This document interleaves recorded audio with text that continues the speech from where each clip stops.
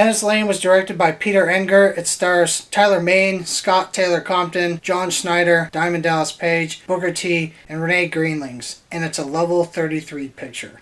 Tyler Mane plays a character named Crimson Matthews. He gets out of prison, and then he goes into a really weird small town to work on a dilapidated house. So when he goes to work on this house, there's some backstory in it I won't spoil, but you find out that there's money in the house, and at the beginning, Booker T and a gang of his friends go to the house to find out where the money is. Booker T mentions this to Tyler Mane's character. So then Tyler Mane goes into the house, and as he's working on the house, at night when he's sleeping, he hears stuff and hears a lot of talking, so he goes downstairs and looks around, doesn't find anything, so then he decides to go into the basement, and then that's when the spoilers would come in. But I don't want to do a spoiler review for this movie, because what's crazy is you would think that's what's the big bang, like that's the big reveal to the movie, is what's in the basement, because they make it obvious that's where the money is.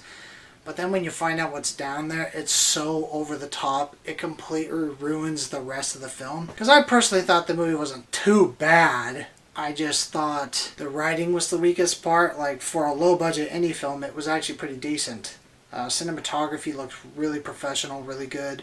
They filmed in a real town. They had decent local actors, like no-namers that were not bad in there. The lack is the screenplay and the story. And I personally thought Tyler Mane did a good job. I know he's a passionate actor. I actually had the honor of meeting him several years ago. He signed my Michael Myers mask and everything. I got to talk to him about movies and stuff, so I know he's passionate about it and he loves doing it. I think he had to work with a weak script, and I don't know if that's a budget thing. I think it was more of a budget thing, or maybe there was complications with other writers and conflictions in there. Because I also met his wife, Renae Geerlings, as well, and I know they're both passionate, and she does a lot of writing. She even wrote Compound Fracture. She was a writer on this movie, so I don't know if there was like headbutting, you know, if they were butting heads in the writing room and coming to disagreements on things. But the first like 40 minutes, 45 minutes of the movie is pretty good, but then sadly, when it turns to the last 45 or they go into the basement, it crashes and burns. I lost a lot of interest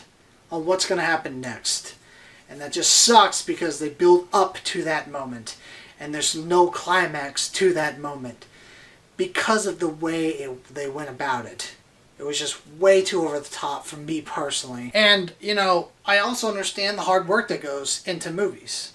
I understand that you have a budget. You can't go over that budget, and you have to work with that budget and work with your team and work with your writers. And making indie films is really hard. It's truly terrific that an indie production team can do everything that they can do on their own. My issue with reviewing this movie is I understand all that stuff, because I've personally made a movie called The Siren that I fully funded myself, and I produced and I edited and I directed and I acted in. And so I understand all of these roadblocks you have to drive through and just crash through, and all these issues and complications you're going to run into. It's so difficult when you're wearing 30 or 40 hats. So for me, it's really hard for me to be a straightforward critic supposed to recommend a movie based off of its intentions instead of its merit.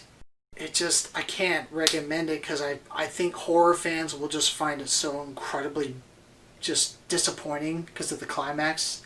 And then it'll just leave a bad taste in your mouth, and you'll be like, fuck, why did I watch this? The trailers don't do any tricks. It is exactly what you see in the trailer. It's not like they just showed all the good stuff in the trailer and then you're left disappointed when you watch the movie. So the trailer's right there on point. And it's great that they even made a movie, and I'm glad that there are passionate directors out there that want to make their stories come true and come to life, because making movies and getting a producer to spend millions of dollars on a product they don't know is going to be successful or make money or not, it's really hard to convince someone to do that. It's like pretty much impossible, to be honest.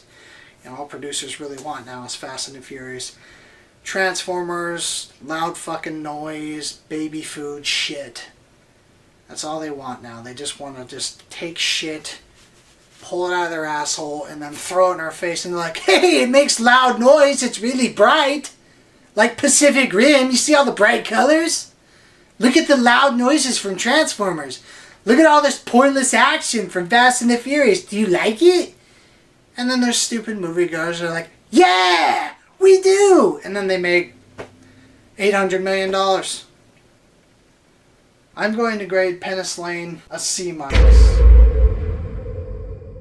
If you are curious, Penace Lane is available on Amazon Prime, and it is also available on YouTube to rent. So that's my review on Penace Lane. I got more reviews coming up. The next movie I'm going to review, hit the subscribe button and you'll find out because you'll get a notification. I'll catch you guys on that review.